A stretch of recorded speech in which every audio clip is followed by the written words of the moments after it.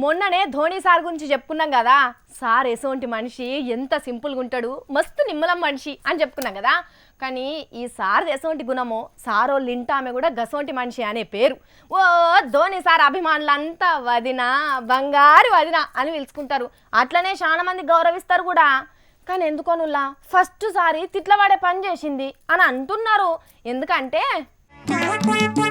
ఎంత టోలైనా ఒక్కోసారి బురదల పడతారంటే ఇదే ఉదాహరణ అని చెప్పుకోవాలి. ధోని సార్ భార్య సాక్షి సింగ్ మేడం కూడా గిత్తనే పరాశకం ఆడబోయి కింద పడ్డట్టు అయింది. ఇగో ఈ ఫోటో చూస్తున్నారు కదా, దీన్ని ఇంటర్నెట్ లో పెట్టి పోస్ట్ చేసినందుకు పొల్లు తిత్తు పడుతున్నది. ఇప్పుడు ఈ ఫోటోలో ఉన్న మనిషి క్రికెట్ ఆడే పిల్లగాడు మను కుమార్. నెత్తిలో ముద్దు పెట్టుకుంటా ఫోటో దిగింది. మంచిగానే ఉన్నది గాని రాసిన రాతతోనే పెద్ద సిక్కొచ్చి పడ్డది. నెత్తిన ఎంచుకలు లేవు కదా, బంజరు భూమి పచ్చదనం కోసం చూస్తున్నది.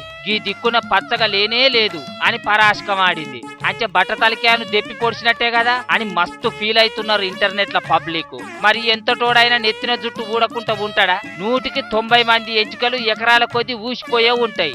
అసొంటప్పుడు సాక్షి సింగ్ మేడం అట్లా అనే వరకు చాలా మంది గుంజల్లో బండలేసినట్టు అవుతున్నదట.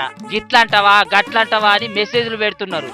సరే అటెంకా మేడం ఏదో సదిరి చెప్పుడో సారీ చెప్పుడో చేస్తుంది కావచ్చు, కానీ మీరు ఎప్పుడన్నా సోషల్ మీడియాలో మెసేజ్ పెడుతుంటే ఒక్కటికి 2 సార్లు ఆలోచించి పెట్టుర్రి, లేకపోతే మీకు కూడా తిట్టు తప్పకపోవచ్చు. సరే నానుల్లా.